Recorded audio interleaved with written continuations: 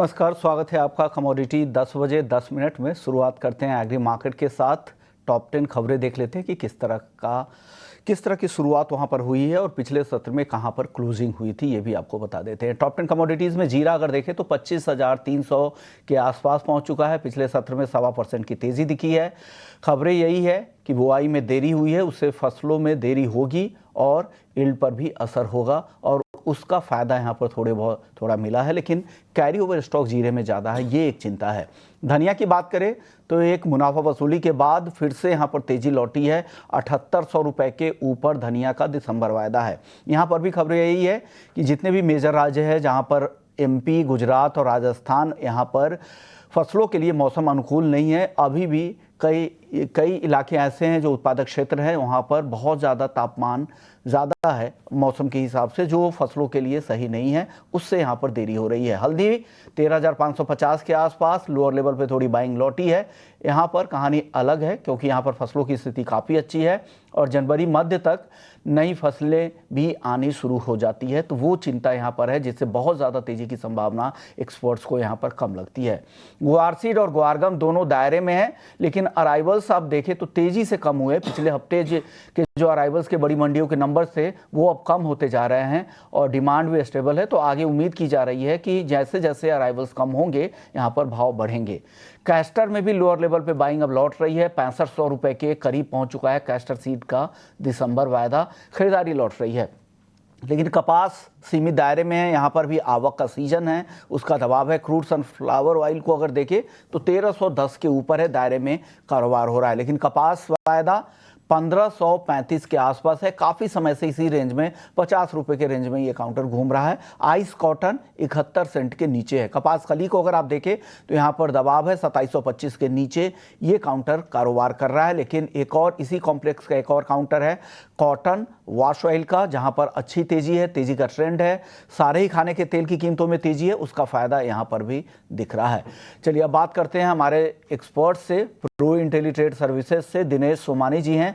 दिनेश जी, सबसे पहले धनिया में बताइए, 7800 रुपये के ऊपर फिर से आ चुका है। हालांकि पिछले हफ्ते में काफ़ी मुनाफा वसूली भी दिखी थी, लेकिन फ्राइडे के सत्र से वापस से तेज़ी लौटी है। क्या लग रहा है, तेज़ी फिर से कंटिन्यू होगी? फिर 8000 के ऊपर का लेवल हम देखेंगे क्या धनिया में? जी गुड मॉर्निंग विश्वमोहन जी। 7050 के लेवल से धनिया की हमने तेजी देखी। 8080 का लेवल का हाई बनाया इसने, ऑलमोस्ट 1000 रुपए की तेजी की। उसके बाद एक करेक्टिव फेज आया जो 7620 का लो बनाया है। मुझे लगता है ये करेक्टिव फेज था, ये खरीदारी का अच्छा अवसर था। मुझे लगता है इस हफ्ते में तो दोबारा हमें 8000 के लेवल क्रॉस होते हुए नजर आते हैं। 8080 का लेवल मुझे लगता है कि इस थर्सडे तक आना चाहिए। सोइंग के आंकड़े अभी तक बहुत ज्यादा सकारात्मक नहीं आए हैं। ऊपर से जो मानसून है वो थोड़ा सा मेरे हिसाब से गर्मी थोड़ी ज्यादा होने से इसमें स्विंग थोड़ी सी पिछड़ी है और इसके भाव कम होने से मुझे लगता है स्विंग कम होने के पूरे चांसेस है। तो इस समय में ये हॉट कमोडिटी बिल्कुल साबित हो सकती है। मेरी सलाह रहेगी इसमें अभी भी करीब 7750 के आसपास बाय करने का। 7950 और 8100 के इसके टारगेट, 7600 बिलो इसमें स्टॉप लॉस मेंटेन किया जा सकता है। ओके सर, ये जो टाइम फ्रेम क्या है इसके लिए, धनिया के टारगेट के लिए? ये 8000 के ऊपर का लेवल इस हफ्ते के एंड तक आ जाना चाहिए। ओके, तो इस हफ्ते के लिए ही कॉल है, 8000 के ऊपर धनिया जा सकता है इस हफ्ते ही, ऐसा दिनेश जी को लगता है। जीरा और हल्दी, इन दोनों काउंटर में बताइए क्या करें? जीरे में अराइवल्स प्रेशर बिल्कुल निरंतर बढ़ता रहा है। सिर्फ एक ही फैक्टर है जो इसको प्राइसेस को होल्ड ऑन कर रहा है, जो कि सोइंग अभी तक के अप टू द मार्क नहीं हुई है। गुजरात की सोइंग अभी भी काफी कम बताई जा रही है और यही एक रीजन है जो 25,000 का लेवल ये होल्ड कर रहा है। मुझे लगता है कि नई क्रॉप आने तक मुझे लगता है 24,500 का लेवल होल्ड करेगा। अपसाइड एक बार 26,200 के लेवल हमें दिखा सकता है। 25,050 के आसपास एक बार दिसंबर कॉन्ट्रैक्ट खरीदारी की जा सकती है। ओके, और हल्दी में सर, हल्दी में क्या लग रहा है? हल्दी में भी रिकवरी थोड़ी लौटी है, क्या ये टिकाऊ है? ओवरऑल विश्वमोहन जी एक रेंज बाउंड एक्टिविटी चल रही है हल्दी में। डाउन साइड दिसंबर कॉन्ट्रैक्ट माउंट तो 13,200 के लेवल्स है।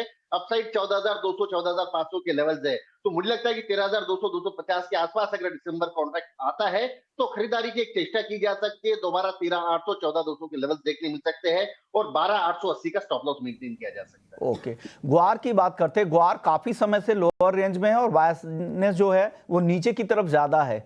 क्या कुछ रिकवरी, कुछ तेजी की उम्मीद है ग्वार में? ग्वारगम ने 10,200 का जो महत्वपूर्ण लेवल था टेक्निकल बेसिस पे वो ब्रेक किया है। तो मुझे लगता है कि 10,200 अभी बड़ा रेजिस्टेंस करके एक्ट करेगा। ग्वारगम के मुकाबले थोड़ा सा ज्यादा स्ट्रांग है। ग्वार मुझे लगता है 5120 5130 के आसपास यहाँ पर वैल्यू बाइंग के तौर पर लौट कर आ सकती है। दोबारा 5260 के लेवल्स देखने मिल सकते हैं और 5080 का स्टॉप लॉस मेंटेन किया जा सकता है। गम 10-200 के आसपास जाता है तो मुझे लगता है कि लॉन्ग एग्जिट करना चाहिए। ओके, चलिए ग्वार के बाद अब बात करते हैं कॉटन कॉम्प्लेक्स की। इस पैक से आपको कुछ पसंद आ रहा है, कपास या कपास खली या कॉटन वॉश ऑयल में? कपास में बहुत डल सी एक्टिविटी है, बिल्कुल एकदम सीमित दायरे में व्यापार हो रहा है। 1530 नीचे जाता है, 1550-55 ऊपर जाता है। इंटरनेशनल कॉटन भी अगर हम देखें तो डाउन साइड 6950, अप साइड 7180, यह दायरा मेंटेन कर रखा है। कहीं पर भी कोई ऐसी न्यूज नहीं है जो प्राइजेस को बहुत ज्यादा अपसाइड पे पुश करने का प्रयास करे, ना ही कोई ऐसी नकारात्मक न्यूज है जो प्राइजेस को इससे नीचे जाने का कोई अवसर दे। तो मुझे लगता है कि रेंज बाउंड एक्टिविटी रहेंगी 1530-35 से 1555 का दायरा कपास का। कॉटन सीड ऑयल केक की अगर मैं बात करूं तो मुझे लगता है कि दिसंबर का जो वायदा है कि 2680 2690 यह डायरेक्ट सपोर्ट जोन एक्ट करेगा। ऊपर में 2750 के लेवल्स हो सकते हैं और दोबारा मुझे लगता नहीं 2650 के नीचे जाने का कोई इसकी संभावना है। ओके दिनेश जी, वक्त कम है, नॉन एग्री मार्केट पे अपनी राय रख दीजिए 10 से 20 सेकंड के अंदर में। क्या लग रहा है, सोना और चांदी आज काफी कमजोर दिख रहा है, क्या होगा आज? ये बहुत बहुत वोलेटाइल सेशन है। गोल्ड की हद तक की मैं बात करूं तो 76 200 76 220 के आसपास खरीदारी की जा सकती है।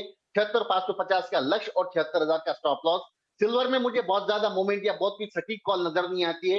हाँ, लेकिन बेस मेटल्स की अगर मैं बात करूं तो मुझे लगता है कि 805 का कॉपर बाय करना चाहिए। 812 के लक्ष्य के लिए 801.50 का स्टॉप लॉस मेंटेन किया जा सकता है। क्रूड की मैं बात करूं तो 5805 के आसपास क्रूड खरीदारी की जा सकती है। 5865 का लक्ष्य, 5755 का इसमें स्टॉप लॉस मेंटेन किया जा सकता है। जिंक अगर मैं कहूं तो 285.50 का लेवल है जो एक बार बाइंग की जा सकती है। 288.80 का लक्ष्य और 282.50 का स्टॉप लॉस मेंटेन किया जा सकता है। ओके, शुक्रिया दिनेश जी, आपने फटाफट से नॉन एग्री और एग्री मार्केट पर अपनी राय दे दी।